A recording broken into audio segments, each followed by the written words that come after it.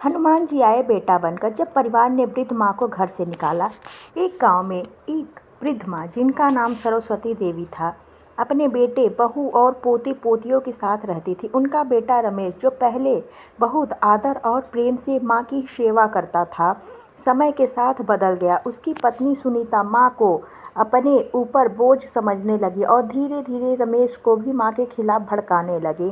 सरस्वती देवी का जीवन कठिन होता जा रहा था। बहू ने ताने, बेटे की बेरुखी और पोते पोतियों की उपेक्षा उन्हें हर दिन अंदर से तोड़ रही थी। फिर एक दिन ऐसा आया जब बेटे ने उन्हें घर से निकालने का फैसला कर लिया।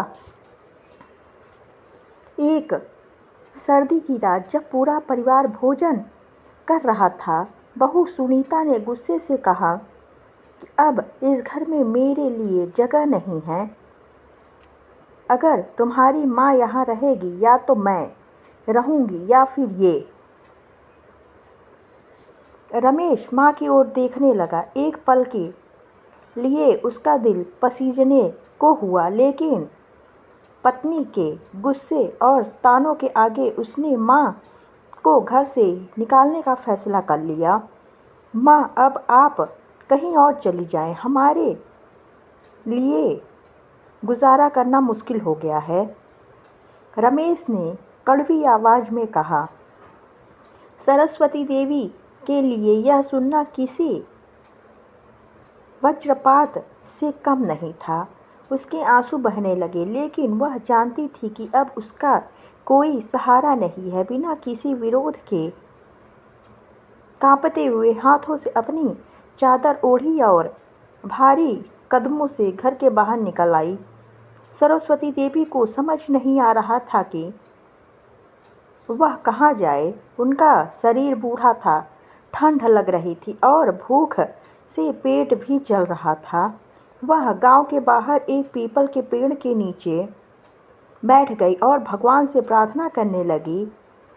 हे प्रभु, अगर मेरी कोई गलती थी तो मुझे सजा दीजिए, लेकिन अपने बच्चों के प्यार से मुझे वंचित मत कीजिए।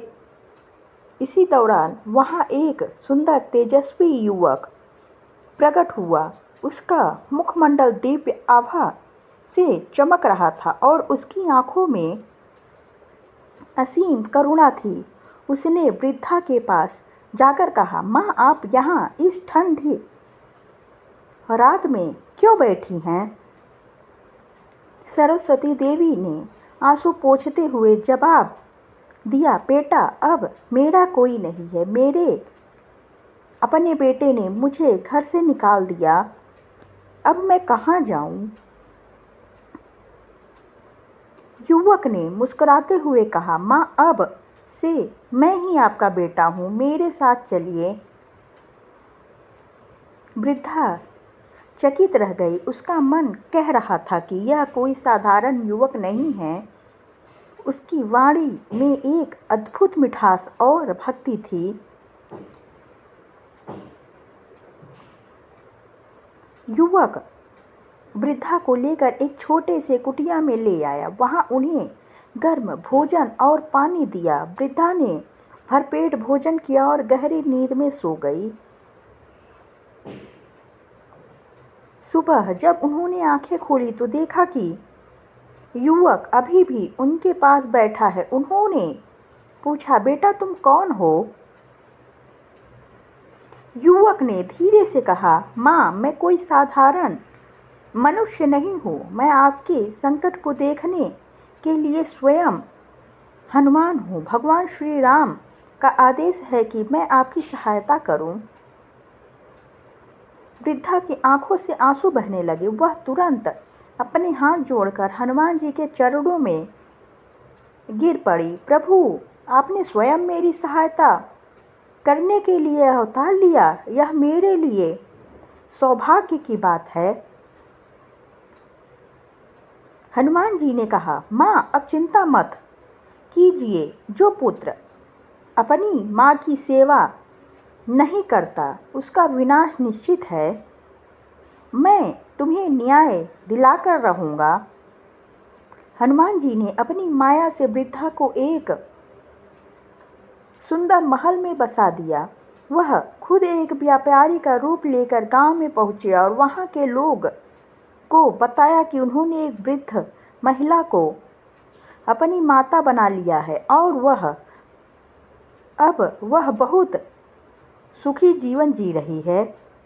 यह खबर जब रमेश और उसकी पत्नी को मिला तो वे बहुत चकित हुए। सुनीता ने कहा, अगर वह बूढ़ी इतनी ही अभागी थी तो अब इतने ऐशो आराम में कैसे रह रही है।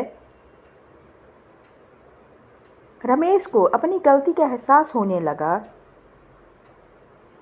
उसे यह चिंता सताने लगी कि कहीं उसकी माँ ने उसे श्राप तो नहीं दिया। कुछ दिनों बाद हनुमान जी ने अपनी लीला से ऐसा चमत्कार किया कि रमेश का व्यापार पूरी तरह ठप हो गया। उसके खेतों में सूखा पड़ गया और उसके घर की आर्थिक स्थिति खराब होने लगी। उसकी पत्नी भी बीमार रहने लगी। रमेश को समझ में आ गया कि यह सब उसकी माँ को दुख देने का परिणाम है। एक दिन रमेश अपनी पत्नी और बच्चों के साथ उस महल के पास पहुंचा जहां उसकी माँ रहती थी। वहां उसने देखा कि उसकी माँ नए वस्त्रों में है। उसके चेहरे पर संतोष की चमक है और उसके पास एक तेजस्वी युवक बैठा है। रमेश तुरंत माँ के चरणों में गिर पड़ा और रोते हुए बोला, माँ मुझे माफ़ कर दो, मुझसे बहुत बड़ी गलती हो गई है। सुनीता भी शर्मिंदा थी। वह भी माँ के सामने हाथ जोड़कर खड़ी हो गई। तब हनुमान जी अपने वास्तविक रूप में प्रकट हुए और बोले, रमेश, माँ बाप भगवान के समान होते हैं। जो उनका तिरस्कार करता है उसे कभी सुख नहीं मिलता। रमेश और उसकी पत्नी ने तुरंत अपनी गलती स्वीकार की और माँ के घर वापस चलने की प्रार्थना की। हनुमान जी मुस्कुराए और बोले, अब यह निर्णय माँ का है। सरस्वती देवी ने अपने पुत्र को माफ़ कर दिया और घर लौट आई। अब उनका बेटा और बहू उनकी पूरी सेवा करने लगे। इस कथा से हमें यह शिक्षा मिलती है कि माता पिता का सम्मान और सेवा ही सच्चा धर्म है। जो अपने माता पिता का अपमान करता है उसका जीवन कभी सुखी नहीं होता। हनुमान जी हमें यह सिखाते हैं कि भक्ति के साथ साथ कर्तव्य के भी पालन करना चाहिए। माँ की सेवा ही सच्ची भक्ति है और जो सम्मान करता है उसे भगवान स्वयं आशीर्वाद देते हैं। अगर कहानी अच्छी लगी हो तो लाइक शेयर